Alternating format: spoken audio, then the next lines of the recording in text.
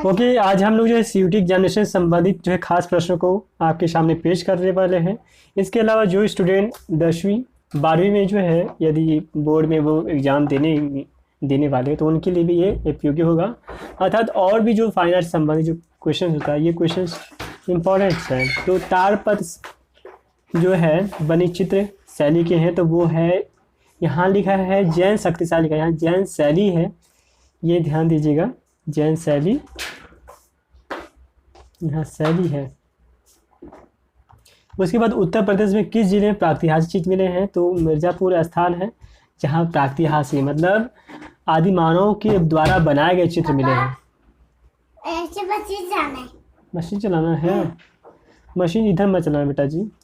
पहाड़ी चित्रकला का संबंध किस प्रदेश से है? ओके, हिमाचल प्रदेश से जो है इसका नाता है पहाड़ी चित्रकला का, तो इसे याद रखिएगा। इसके अलावा प्राथमिक अथवा मुख्य रंग जो होता है तो आपको पता होगा। हाँ बेटा जी। कुर्सी चाहिए। क्या? कुर्सी। मैं तो बैठ के पढ़ा रहा हूँ ना यार। तो प्रथम जो प्राथमिक है, मुख्य मतलब प्राथमिक, वो ऐसे रंग जिससे नहीं बन पाते वो प्राथमिक होता है। मुगल कला में व्यक्ति चित्र को किस नाम से जाना जाता है? तो आप देखोगे कि यहाँ पे लिखा है शहीद, जबकि शहीद नहीं है, शबीह है। शबीह के नाम से बोला जाता है। और शबीह का जो समय है ना, ये अकबर का समय बहुत बढ़िया रहा है। यदि आप जहांगीर के समय में देखोगे तो उस समय जो है ना आभा मंडप बनाया जाता था। जैसे देवी देवताओं के पीछे आभा मंडप बनाया जाता है ना, उसी तरह जहांगीर के समय में जो है बनाया जाता है। जहांगीर का जो समय था ना वो चित्रकला का स्वर्ण युग माना जाता था। मुगल उसके बाद जो है पंचमढ़ी कहाँ है? तो वो मध्य प्रदेश में है। मिर्जापुर में प्राप्त उत्तर प्रसार काल इन चित्रों में मुख्य है, उनका लाल रंग रहा है। और इसके अलावा ये देखोगे तो खड़िया भी यूज में लाया गया है, गेरू भी रंग यूज किया गया है। द्वितीय रंग 3 प्रकार के, मोस्टली जो 3 ही प्रकार के होते हैं, ये याद रखिएगा। प्रकार यदि पूछ लीजिए तो आपको ये बताना है। कौन से रंग खनिज नहीं होते? तो जो एक्रिलिक रंग होता है वो खनिज रंग नहीं है, ये आप ध्यान दीजिएगा। बेटा जी आप क्या गिरा दे रहे हैं, वो खराब हो जाएगा।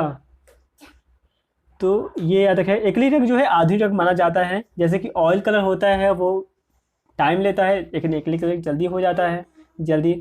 यदि आप लोगों ने एक्रिलिक रंग यूज किया तो हमें कमेंट बताइएगा कि हमने यूज किया। आपने कोई पेंटिंग बनाया है तो बताइएगा। अजंता गुफाएं महाराष्ट्र में है, औरंगाबाद में है। 30 गुफाएं हैं और सबसे मतलब जो है सबसे रेखाओं के सुंदर जो है प्रयोग करने वाला जो है ये अजंता गुफा है। बंगाल शैली का विकसित जो है वो बंगाल राज्य में ही होगी। एंड प्रागैतिहासिक चित्र का मुख्य विषय मतलब टॉपिक क्या रहा है उसका जो है, तो उनका आखेट रहा है, आखेट और संघर्ष। तो उन्होंने जो है आखेट का मतलब शिकार के दृश्य को जो है गुफाओं के अंदर उकेरा है, और जिसमें उन्होंने अपने संघर्ष को दिखाया कि कैसे वो जानवरों को शिकार करते हैं।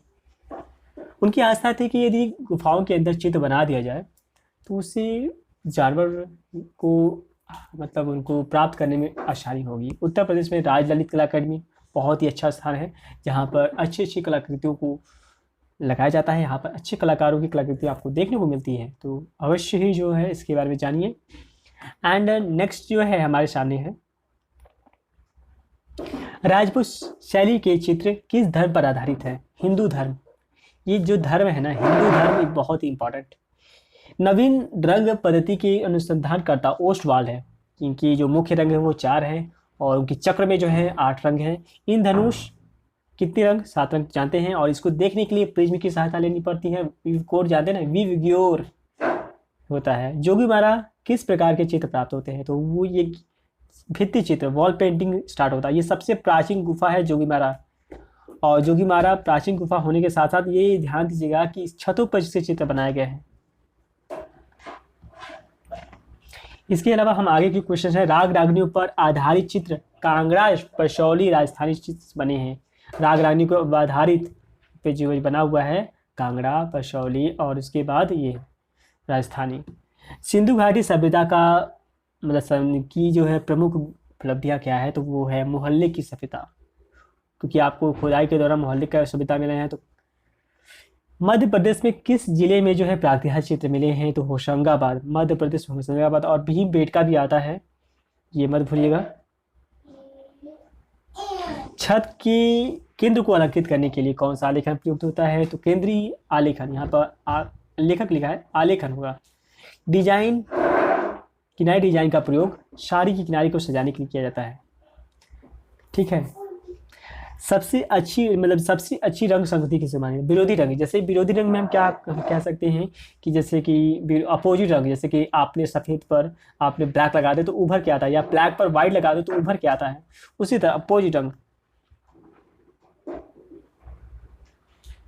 प्राकृतिक आलेखन को किस प्रकार आकर्षक बनाएंगे? तो विविध संयोजन द्वारा। विविध संयोजन मतलब विभिन्न तरह की आकृतियों को लेकर, विभिन्न तरह के पुष्पों को लेकर, विभिन्न तरह के डिजाइनों को लेकर जो है इसको जो आकर्षक बनाया जाता है। आलेखन का सबसे महत्वपूर्ण अंग लिखा हुआ है, अंग ज्योतिष अंग कौन सा है जो संपूर्णता प्रदान करता है? आलेखन का सबसे महत्वपूर्ण अंग वो है जो उसे लयात्मक रेखाएं। अच्छा, ये क्वेश्चंस में ध्यान समझिएगा कि आलेखन, ये थोड़ा सा क्वेश्चंस में अप डाउन हुआ है। आलेखन का सबसे महत्वपूर्ण अंग जो है, जो संपूर्णता प्रदान करना है, जो लयात्मक रेखाएं, मतलब लयात्मक रेखाएं जो है उसको संपूर्णता प्रदान करती हैं। मतलब आलेखन का जो प्रमुख जो घटक है, प्रमुख जो उसकी जो है, क्योंकि देखो आलेखन में जो डिजाइन में जो यदि आप जटिल रेखाओं का प्रयोग कर देखो तो वो सुंदर नहीं दिखेगा, उसमें लयात्मक रेखाओं का प्रयोग किया जाता है। यहाँ लयात्मक लिखा हुआ, यहाँ लयात्मक। ठीक है। एक आलेखन में साधारणतः किस प्रकार के रंगों का प्रयोग होता है? तो हल्के और आकर्षक रंगों का प्रयोग होता है। आप लोगों ने 10वीं और 12वीं में आलेखन बनाया होगा, और अपने बताइएगा यदि आप लोग पढ़ रहे हैं, हमारी वीडियो को देख रहे हैं, तो क्या आपने 10वीं 12वीं में चित्रकला के सब्जेक्ट से पढ़ा है या फिर अदर सब्जेक्ट से? कमेंट में जरूर बताइएगा ताकि हमें पता चले कि हमारे जो सब्सक्राइबर हैं वो लोग किस तरह के वीडियो को जो है देखना पसंद करते हैं, या मतलब देखना पसंद नहीं करते। मेरा ये कहने का मतलब है कि मतलब आपने 10वीं 12वीं में चित्रकला से पढ़ा है या साइंस मैथ किससे पढ़ा है आपने, जो है ये मेरा पूछना था, मैं कहीं खोज रहा हूँ। आलेखन का सर्वप्रथम महत्व क्या है? आलेखन का सर्वप्रथम जो महत्व, वस्तु को आकर्षक बनाना। मतलब आप देखते हो कि आलेखन, जैसे आपने देखा होगा कि 10वीं और 12वीं में इतनी अच्छी से कमल के फूल और कलियों को लेकर कितनी सुसज्जित किया जाता है, जबकि वैसे वास्तविक में होता नहीं है, लेकिन आकर्षक बनाना ही मेन इसका ध्येय होता है। आलेखन में ज्यामिति का प्रयोग क्यों किया जाता है? ज्यामिति का प्रयोग जो है निश्चित आकार के लिए, मतलब आप एक्यूरेट जो है चीज़ों को बना सकते हो। एक्यूरेट जैसे कि आप स्क्वायर बना दी, स्क्वायर के अंतर्गत जो भी लाइनें आपको देनी है तो उसकी ज्यामिति भी जो है आलेखन बनाई जाती है, तो उसमें निश्चित आकार के लिए होता है। आलेखन का सर्वप्रथम महत्व, मतलब ये सर्वप्रथम, यहाँ पर सर्वप्रथम होगा महत्व वस्तु का आकर्षण होना, तो ये तो मैंने आपको बताया। आलेखन में ज्यामिति का प्रयोग क्यों होता है? तो निश्चित आकार, मैंने ये तो क्वेश्चन दोबारा रिपीट हो रहा है यहाँ पर। तो लेखक ने जो है, जो लिखने वाले बंदे ने है, इन्होंने इस तरह की जो है थोड़ा सा अप डाउन कर दिया है, कोई बात नहीं, इसको हम लोग एडजस्ट कर लेते हैं। आलेखन को, डिजाइन को आलेखन क्यों कहते हैं? डिजाइन को आलेखन इसलिए कहते हैं क्योंकि उसमें प्रारूप नहीं होता है, प्रारूप बनाना आवश्यक होता है। ठीक है। कौन से रंगों का कार्य पारदर्शी होता है? तो जल रंग जो होता है पारदर्शी होता है, इसमें समझाने की बात नहीं है। और जैसे कि एक्रिलिक रंग हो गया, ऑयल रंग हो, सब क्या होता है? अपारदर्शी रंग होता है, जिसके आर पार दिख नहीं पाता है। ज्यामिति डिजाइन का अधिकतर प्रयोग कहाँ होता है? तो ज्यामिति का अधिकतर प्रयोग देखा तो कश्मीर में देखो कि अलंकरण का प्रयोग कहाँ था? मुसलमानी अलंकरण में ज्यामिति का प्रयोग बहुत किया जाता है। आगे जो क्वेश्चन हमारे सामने पुट अप होता है, क्या क्वेश्चन है? तटस्थ रंग कौन कौन से होते हैं? तो काला और सफ़ेद रंग जो है तटस्थ रंग होते हैं। ठंडे रंग कौन से होते हैं? नीला, हरा, धानी। ऐसा रंग जो ठंडा, आंखों पर ठंडा महसूस हो रहा है, आपको ठंडा महसूस हो, वो सब ठंडे रंग होते हैं। यहाँ अजीत लिखा है, जब भी असीत होगा, असीत कुमार हलदार किस, यहाँ पर किस कलाकार के जो है प्रधानाचार्य थे? तो वो थे लखनऊ कला स्कूल के प्रधानाचार्य थे। तो ये आप ध्यान दीजिएगा। प्रिज्म में कितने रंग होते हैं? 7 रंग। मैंने बताया था कि इंद्रधनुष को प्रिज्म के माध्यम से देख सकते हैं, मैंने बताया आपको। इसके अलावा हमारे पास क्वेश्चन है, जल रंग का चित्र बनाने के लिए कौन सा पेपर सही होता है? हेलमेट पेपर है, हेलमेट पेपर। मोनो कलर योजना, मोनो कलर, ये मोनो लिखा है, लेकिन मोनो कलर योजना एक ही रंग में, मतलब कोई भी लाल, पीला, नीला, एक ही कलर के से माध्यम से उसमें टोन बनाना, कंप्लीट करना एक ही टोन से, उसी में जो है लाइट कर दिया, उसी में डार्क कर दिया, उससे आपने कंप्लीट किया। आई होप आप समझ रहे हैं मोनो कलर के बारे में। राजा रवि वर्मा के चित्रों का बड़ा संग्रहालय। चित्र जो राजा रवि वर्मा है पौराणिक कथाओं के लिए फेमस माने जाते हैं, तो चित्रा जो है यहाँ पर ये चित्र लिखा हुआ है, चित्रा आर्ट गैलरी त्रिवेंद्रम में है। त्रिवेंद्रम मतलब केरल में है। खजुराहो का विख्यात मंदिर किस राज्य में है? एमपी में है। बादामी गुफा का है जो है महाराष्ट्र में है। औरंगाबाद महाराष्ट्र में है। ये क्वेश्चन क्या आपको कंफर्म लगता है कि ये औरंगाबाद है? हमें कमेंट में लिखिएगा जो है, मैं इसका कंफर्मेशन में नहीं देना चाहूँगा, लेकिन कमेंट में आप लोग लिखे देंगे, पता चलेगा कि आप लोग कितना अटेंशन करते हैं। क्या ये बादामी गुफा औरंगाबाद महाराष्ट्र में है? कमेंट में हमें लिखिएगा। तो अगला जो क्वेश्चन हम बढ़ते हैं आगे, जो हमारे सामने पेश हो रहा है कि क्या क्वेश्चन है कि बोधिसत्व वज्रपाणी चित्रांकन किस शैली के अंतर्गत आता है? तो बोधपाणी जो है अजंता, यहाँ पर दिल्ली लिखा है, अजंता शैली के अंतर्गत आता है। अजंता शैली के अंतर्गत बोधिसत्व प्राणी जो है किसके अंतर्गत आता है? तो अजंता जो गुफा है उसमें ये आता है। चित्र में गहरा रंग विशेषकर क्या दर्शाने के रहता है? विशेषकर दर्शाने की बात आएगी घनत्व, गहराई दिखाने में काम आता है। जैसे जितना आप शेडिंग देते हो, डिप्ट करते हो, जितना टोन भरते हो, उतना गहराई दिखती है उसमें है। तैल चित्र में किस रंग का प्रयोग होता है? तो टार्पिंग का प्रयोग होता है। यूरोपीय चित्रकारी का धार्मिक चित्र सर्वप्रथम किस भारतीय चित्रकार ने बनाया? यूरोपीय, तो राजा रवि वर्मा जो थे। और आपको मैं बता दूं राजा रवि वर्मा के बारे में, ये राजा महाराजाओं का पोर्ट्रेट बनाया करते थे और ये इनको जो है राजा की उपाधि दी गई, जबकि उनको राजा रवि वर्मा नाम इसीलिए पड़ा है क्योंकि पहले राजा था लेकिन राजा के द्वारा राजा की उपाधि दी गई। कुछ चित्रकारों का राजकुमार भी कहा गया है। तो ये थोड़ा सा जो शब्द है ये ध्यान दीजिएगा, यूरोपीय लिखा हुआ तो यूरोपिया लिखा गया है। छाया और प्रकाश की छाया और प्रकाश की चित्र में क्या भूमिका होती है? छाया प्रकाश का जो भूमिका ये होती है कि जहाँ पर भूमिका जो होती है सब्जेक्ट को उभार लाना, ये थोड़ा मिस्टेक किया गया है। चित्रों में उभार लाने के लिए छाया का मतलब जहाँ पर आप रियलिस्टिक दिखा पाना जो है, वास्तविक दिखा पाना जो है, इसीलिए जो है छाया प्रकाश के चित्र में भूमिका होती है। मुगल शैली का हास्य हास्य जो है किसके समय में, जो हास्य का मतलब ये कह सकते हैं किसके समय में जो है नीचे गिरावट आई, किसके समय में जो है गिरावट आई? तो है तो औरंगजेब के समय में। औरंगजेब के समय में देखा जाए कि इन्होंने जो है जो कलाएं थी जैसे संगीत कला या चित्रकला हो गए तो और या मूर्ति कला हो, उस पर जो है प्रतिबंध लगा रखा था उसने, औरंगजेब ने। और कई मंदिर तो उन्होंने तोड़ने का भी जो है इन्होंने आदेश दे दिया था। तो ये मंदिर भी टूटी हुई हैं औरंगजेब के द्वारा। तो काफ़ी क्रूर शासक था।